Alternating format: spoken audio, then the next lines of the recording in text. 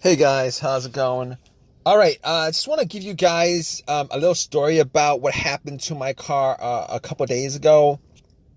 So basically, what happened was the car was driving fine all day without any kind of issue, uh, and I went to Walmart, parked it there, got something, came back, and out of nowhere, it wouldn't crank. So no crank, no start issue that I had. So basically, everything on the dash worked fine.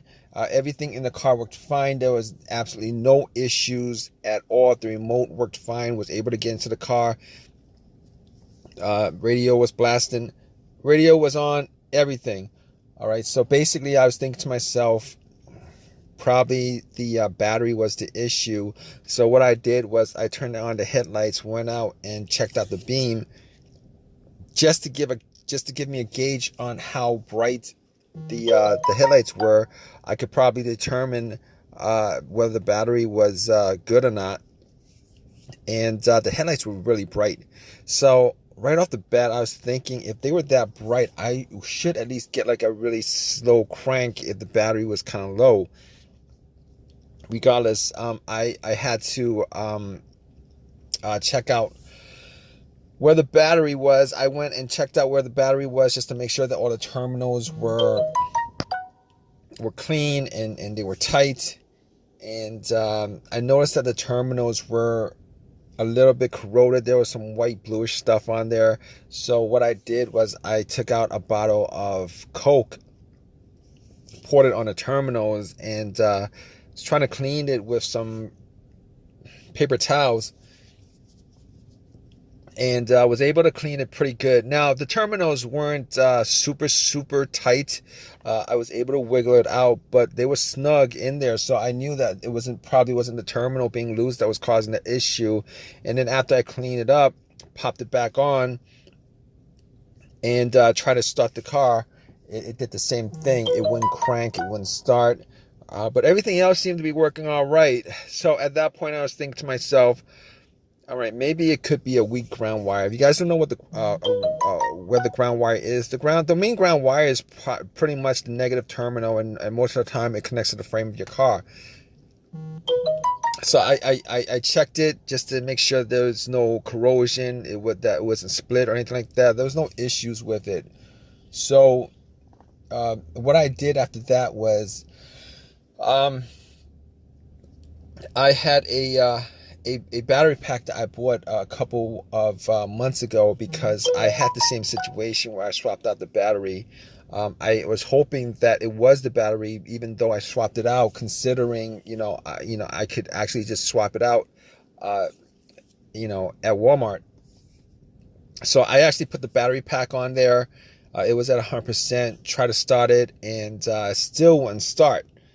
So at that point, I knew it was probably not the battery. And even though, I didn't think it was the alternator, I could probably just at that point rule out the alternator, because if it was the alternator, the car would have at least slow cranked, or I would have been able to start it. And then once I took the battery pack off, it would have just died out. So at that point, I was able to rule out a bunch of stuff. I was able to rule out the battery, the ground cable, and the alternator, even though that probably wouldn't have caused the issue. So after going through that, I was thinking to myself, could it be something? Could it be the car's computer ECU? Because I did see a check engine light on my dash, and that check engine light was there. It's been there for a while, and I believe it was for a O2 sensor issue. Now, I did have an OBD2 that I bought from Walmart, and it was a $19 OBD2, one of those cheap ones, and I pretty much hooked it on to my OBD port, and tried to make sure that I was actually getting a connection between the car's computer and the car itself. It did scan all the way through. Now, I'm pretty sure that that the OBD2 wouldn't actually pick up anything that would cause a no crank, no start situation for the most part, except if if if the car's ECU, the car's computer was, for some reason separated from the car. For what reason couldn't communicate with the car. But anyway, regardless, I actually plugged it in. It scanned all the way through.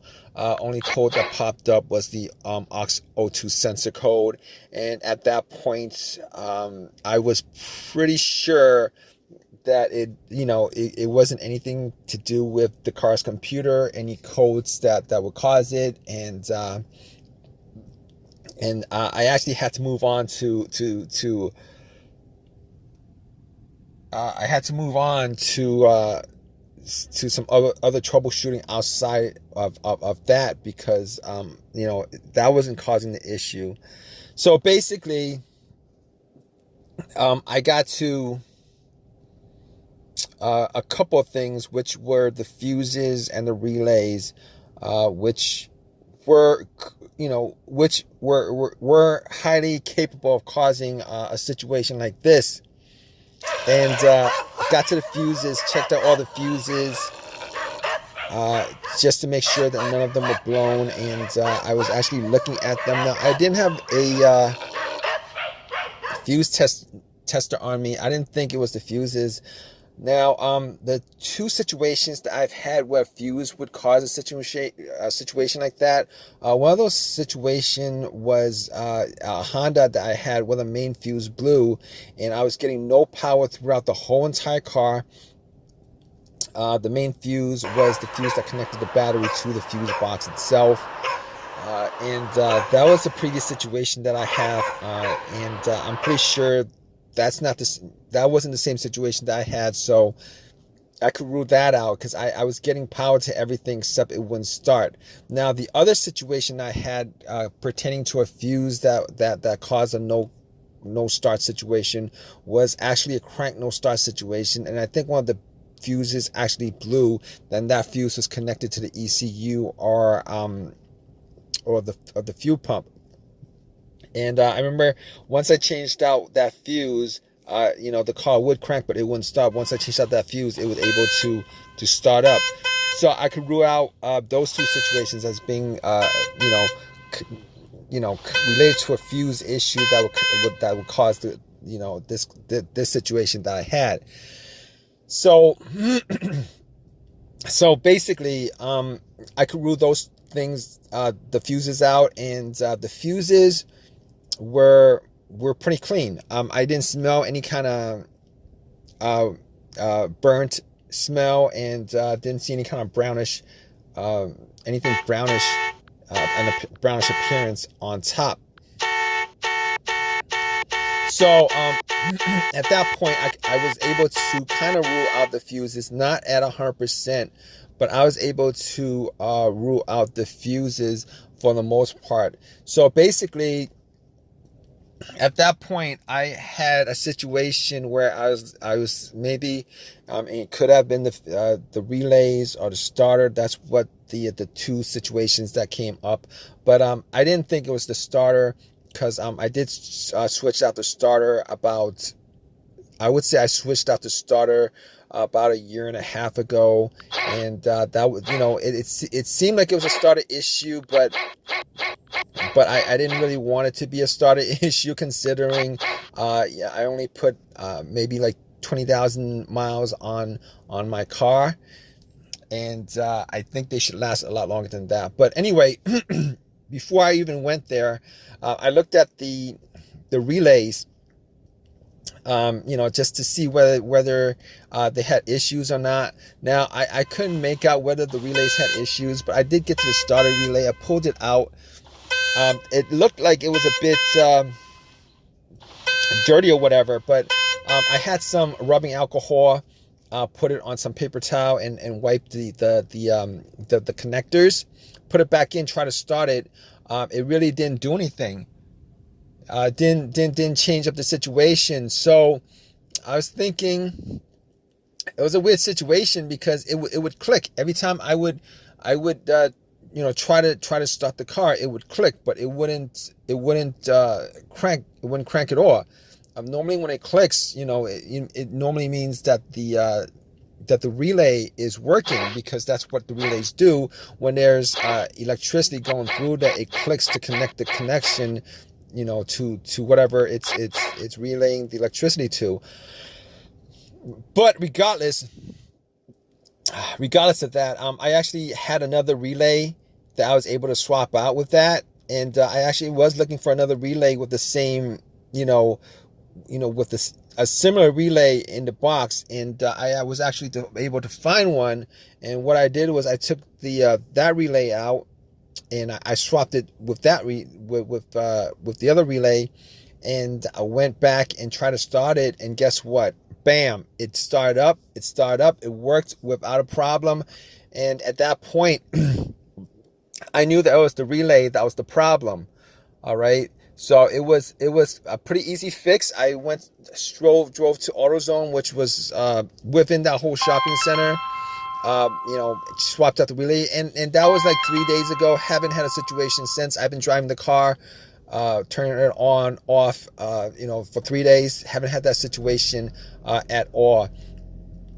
So just want to give you guys, just gonna give you guys that story of a quick fix that I had of my car. If you guys are in the same situation, you guys watching this video, hopefully you guys have an easy of a fix as I had on my car. You guys have a comment, leave your comment in the comment section. Please give me a thumbs up. Please subscribe. Like I said, if you guys are in the same situation, just go through the steps that I went through as far as trying to figure out, the situation with my car. And, you guys should be good as far as troubleshooting and diagnosing your particular problem. Take care, guys.